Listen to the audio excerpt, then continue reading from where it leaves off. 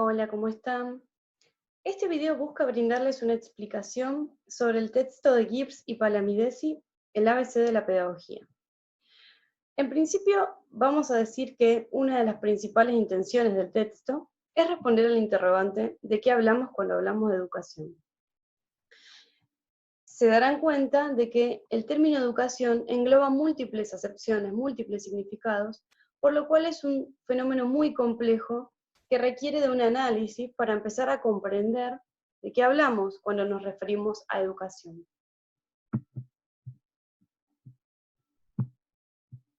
En principio, para comenzar el análisis, los autores plantean que muchas definiciones antiguas e incluso modernas han diferenciado a la educación de la socialización. Por un lado, entonces, estaría la educación como un tipo particular de socialización, que tiene la característica de transmitir al individuo ciertos saberes de una manera intencional y consciente. Por ejemplo, todas las acciones que se desarrollan en la escuela, en las cuales uno tiene una intencionalidad de transmitir un conocimiento. Cuando un docente desarrolla una acción educativa, la hace justamente con la intencionalidad de transmitirles un conocimiento a sus estudiantes. En cambio, desde esta perspectiva, la socialización sería un proceso de internalización de creencias, representaciones, saberes, todas aquellas formas de comprender y actuar en el mundo. Es decir, que la socialización nos prepara de alguna manera para vivir en sociedad. Entonces, la socialización, a diferencia de la educación, se centra en la internalización del sujeto, por lo cual no hay una acción intencional de transmitir conocimiento. Por ejemplo, una familia en donde se ponen a armar un rompecabezas con un niño. Uno juega con el niño, lo ayuda, le enseña a armar un rompecabezas, pero no hay una intencionalidad de transmitirle un conocimiento, sino que hay una intencionalidad de jugar, de divertirse con el niño. Sin embargo, en ese juego el niño aprende un conocimiento nuevo, ¿sí?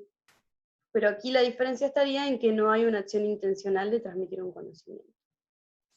Bien, esta es una de las formas en las cuales las definiciones teóricas diferenciaron la educación de la socialización.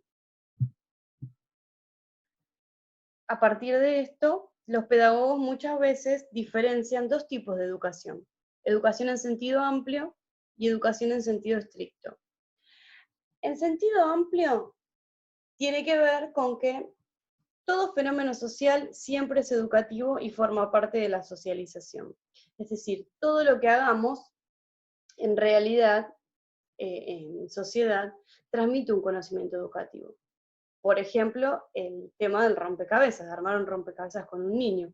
Se le transmite un conocimiento educativo, aunque no sea su finalidad principal.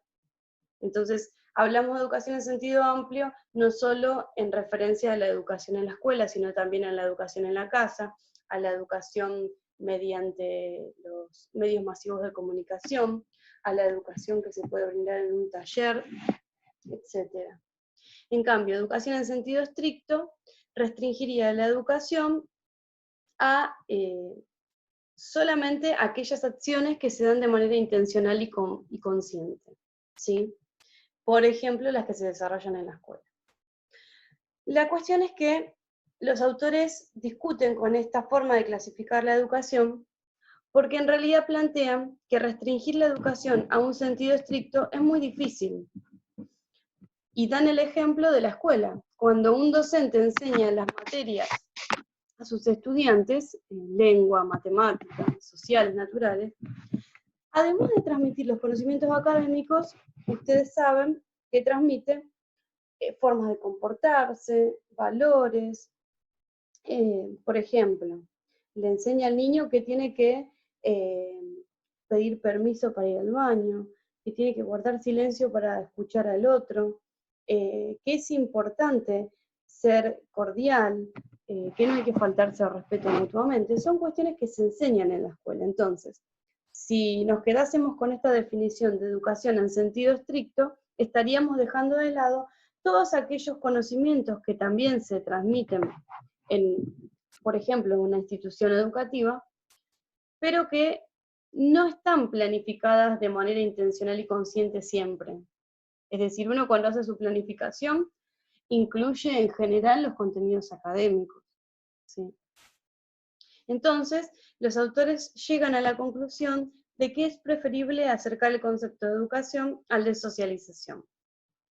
Y entonces, el sentido, el término más apropiado para hablar de educación sería educación en sentido amplio, porque nos permite entender la complejidad del fenómeno educativo, en el cual no solo nos vamos a restringir a lo que se enseña en una escuela, sino también a todos los tipos de acciones educativas que se desarrollan en la sociedad en general, ¿sí? Luego de hacer esa distinción, los autores plantean que hay algunos términos clave que nos permiten estudiar el fenómeno educativo y comprenderlos mejor. Como dijimos en la diapositiva anterior, que era importante comprender a la educación aproximándola a la socialización, esto quiere decir que están relacionadas, entonces los autores nos plantean diferenciar qué es la socialización primaria de la socialización secundaria, ¿sí?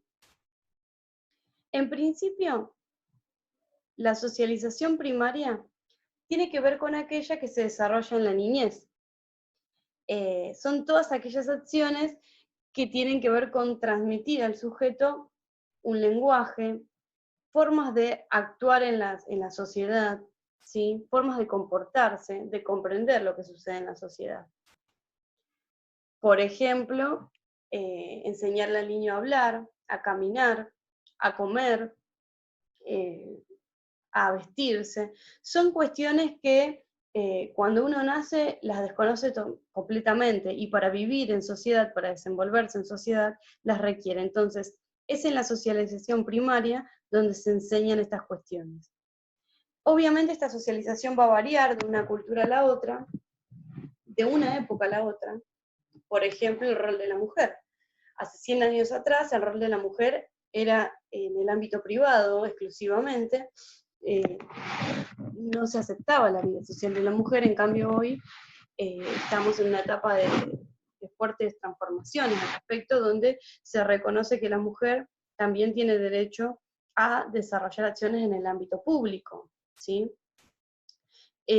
Lo mismo de una cultura a la otra, la socialización va a variar, no siempre es la misma. Por eso también muchas veces hay críticas de parte de una cultura hacia la otra por la diferencia. A eso se lo llama choque cultural. Este tipo de socialización primaria tiene un componente emocional y afectivo muy fuerte, porque justamente los que se encargan de esta socialización son en general la familia o las personas encargadas de cuidar al niño en sus primeros años de vida. Entonces, obviamente cuando se enseña con un componente afectivo. Y por eso es que los aprendizajes que se producen son muy difíciles de revertir.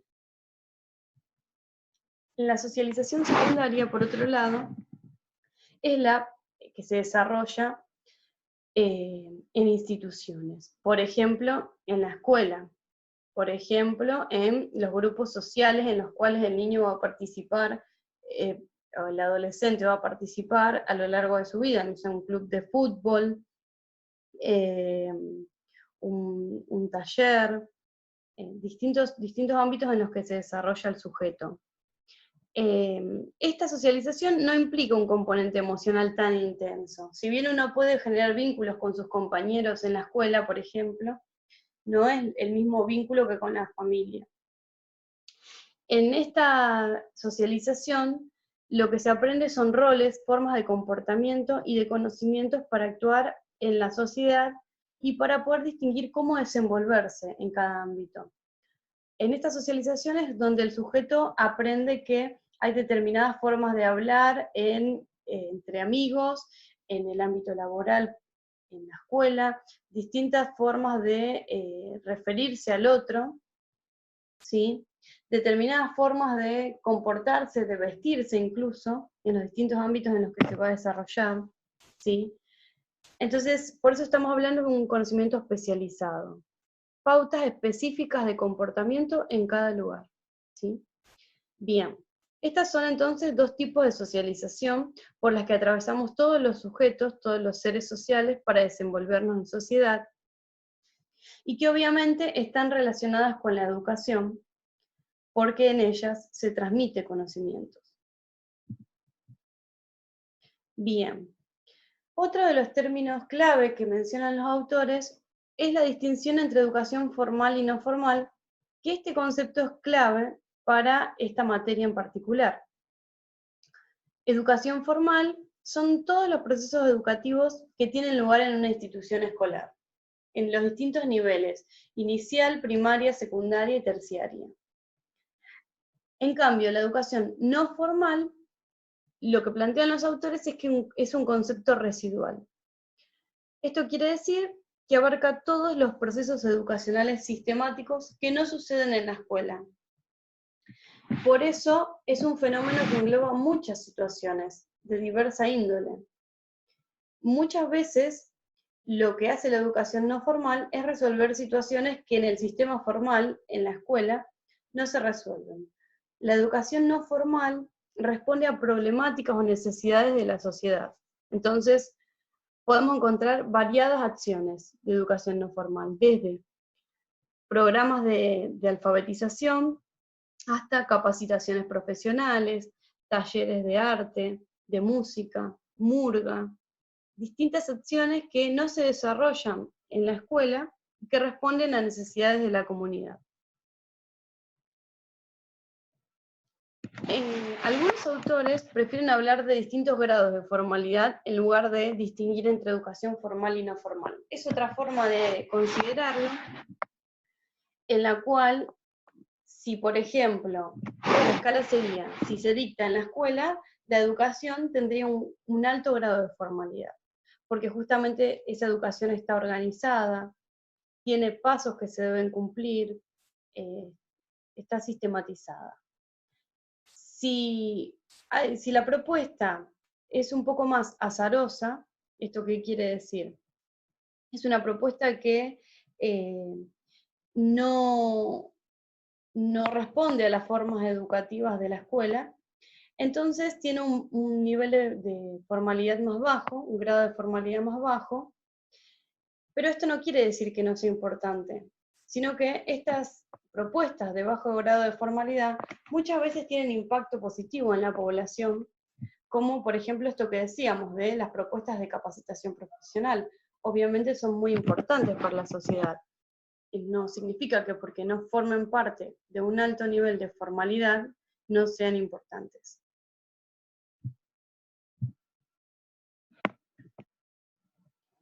Para comprender también la educación formal y no formal, es necesario comprender los grados de sistematicidad que tienen. Los autores dicen que tanto la educación formal como la no formal implican acciones de educación sistemática como asistemática. ¿Qué quiere decir esto? Educación sistemática quiere decir que una acción educativa está planificada, reglada y graduada, ¿sí? Por ejemplo, lo que se hace en una enseñanza escolar. Un docente planifica su clase, organiza los recursos, gradúa la complejidad con la que transmite un conocimiento. En cambio, una educación asistemática tiene que ver con una forma de educación que no está arreglada, pero que igual tiene resultados significativos para el aprendizaje. Por ejemplo, el aprendizaje que resulta de un juego infantil, como el armado de un rompecabezas que habíamos dicho en el inicio, ¿sí? Es importante poder comprender que esto no significa que la educación formal sea siempre sistemática y la educación no formal sea siempre asistemática. Porque hay determinadas acciones que, por ejemplo, se desarrollan en la educación no formal, por ejemplo, en un centro cultural que brinda talleres de pintura, de música, que tienen educación sistemática. Ellos organizan sus clases. Si bien no es una propuesta escolar, ¿sí? Y a lo mejor no la desarrollan docentes, tiene un grado de sistematicidad. No va a ser el mismo que el de la escuela, pero lo posee. Y en la escuela también hay acciones que se desarrollan que no están tan sistematizadas, que las podríamos llamar educación asistemática. Entonces, varía en un sentido a otro, de acuerdo a la propuesta particular que estamos analizando, si es sistemática o si es asistemática, ¿sí? Bien. Ya casi finalizando el texto, los autores hablan de educación permanente, porque como estamos analizando de qué hablamos cuando hablamos de educación, también es necesario decir que el concepto de educación permanente es muy importante para comprender que la educación no se puede circunscribir solamente a la formación básica o netamente institucional de los sujetos.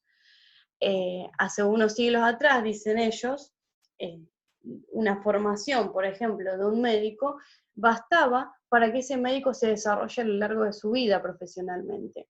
Sin embargo, en la actualidad, con la cantidad de conocimientos y la complejización del saber que se da, la educación debe ser permanente.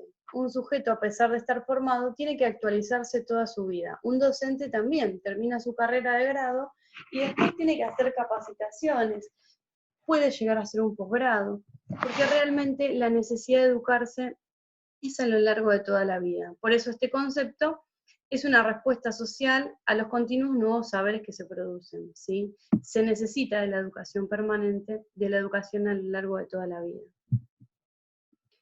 Y por último, para finalizar esta explicación, resulta necesario distinguir educación de escolarización. Esto quiere decir que, a partir de todo lo que hemos dialogado previamente, la educación no se puede circunscribir solamente a las acciones escolares que se desarrollan en una institución educativa, porque la educación abarca mucho más que ello. Es un fenómeno muy complejo que, como vimos, se encuentra relacionado con los procesos de socialización del sujeto, se encuentra, se puede dividir en educación formal y no formal, y se puede clasificar también por los grados de sistematicidad que tiene, por lo cual llegamos a la conclusión de que la educación es un fenómeno muy complejo que es necesario y que por eso es necesario aclarar de qué estamos hablando cuando hablamos de educación. Bueno, espero que esta explicación haya servido, así que finalizamos este video.